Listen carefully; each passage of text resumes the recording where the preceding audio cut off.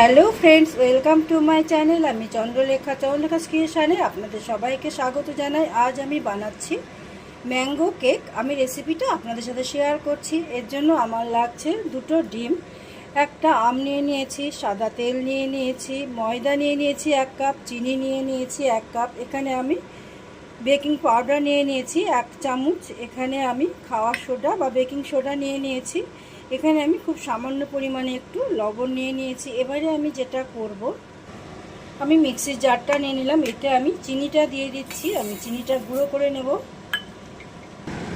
এই যে আমি চিনিটা গুঁড়ো করে নিলাম। এবারে আমি আমটাকে কেটে আমের পাল্পটা বের করে নিয়ে আসছি।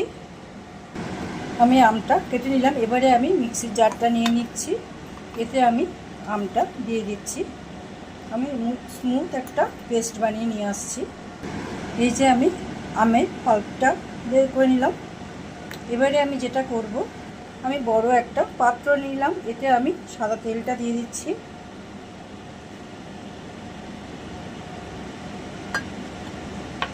আমি গুঁড়ো করা চিনিটা দিয়ে দিচ্ছি।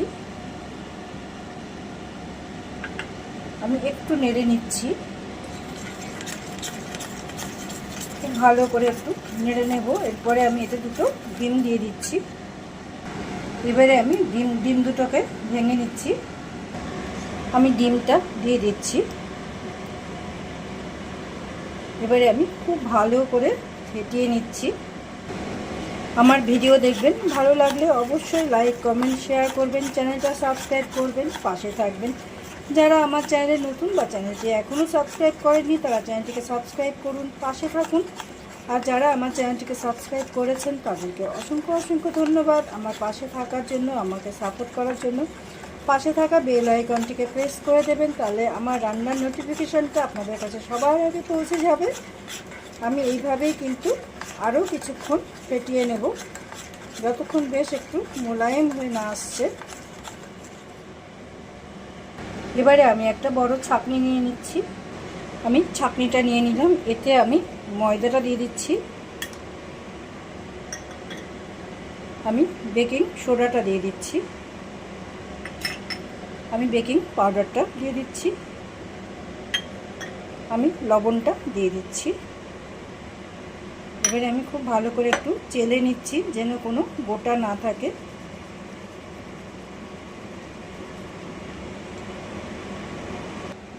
আবারও আমি খুব ভালো করে ফেটিয়ে নিচ্ছি।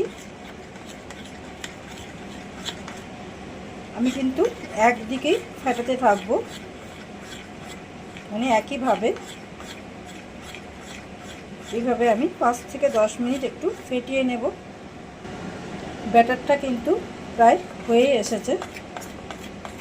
এবারে আমি আমের পাল্পটা দিয়ে দিচ্ছি।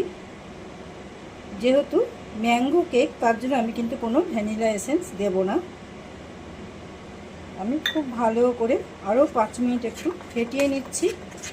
কেকের ব্যাটার কিন্তু যত ভালো ফেটানো হবে, কেকটা কিন্তু ততটাই সফট ও নরম হবে। এভাবে আমি আরও 5 মিনিট একটু ফেটিয়ে নিচ্ছি। আমি কিন্তু ওভেনে করব, আপনারা চাইলে গ্যাসেও করতে পারেন, বা প্রেসার কুকারেও করতে পারেন, বা মাইক্রোওয়েভেও করতে পারেন, কিন্তু আমি কেক ওভেনেই করব। আমার কিন্তু ব্যাটারটা তৈরি। এবারে আমি ওভেনটাকে প্রিহিটে লাগিয়ে দেব। 5 মিনিট আমি ওভেনটাকে প্রিহিট করে নেব।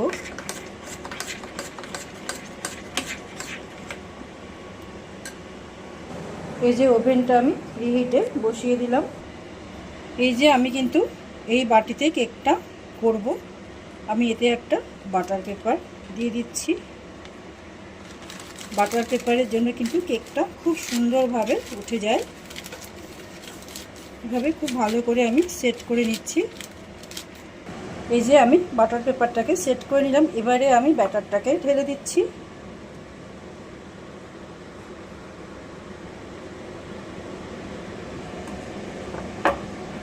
এবারে আমি খুব ভালো করে একটু সেট করে নেব এইভাবে।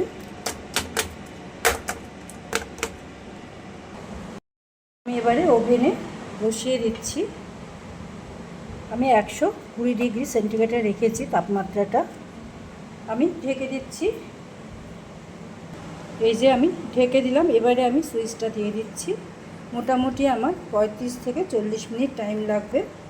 এই যে 40 মিনিট পরে আমি ঢাকাটা উঠিয়ে নিচ্ছি। আমি একটা কাঠি ঢুকিয়ে দেখে নিচ্ছি। এই যে একটুও কিন্তু গায়ে লেগে নেই, একদম পারফেক্ট হয়ে গেছে। এবারে আমি উঠিয়ে নিচ্ছি।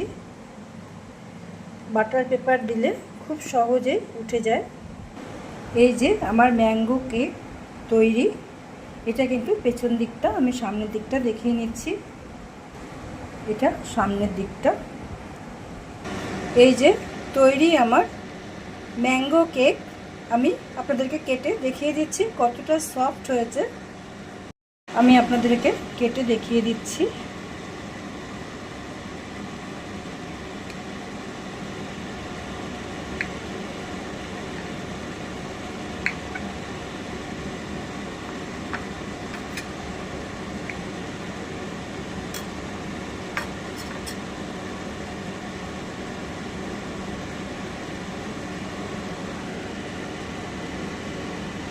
এই যে একদম সফট আর একদম নরম, তুলতুল করছে।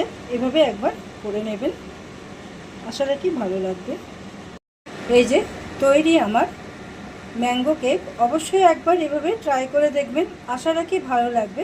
Thank you for watching my video. সবাই খুব ভালো থাকুন, সুস্থ থাকুন, সাবধানে থাকুন। আবার দেখা হচ্ছে পরের কোনো নতুন ভিডিও নিয়ে। ততক্ষণ সবাই খুব ভালো থাকুন। টাটা।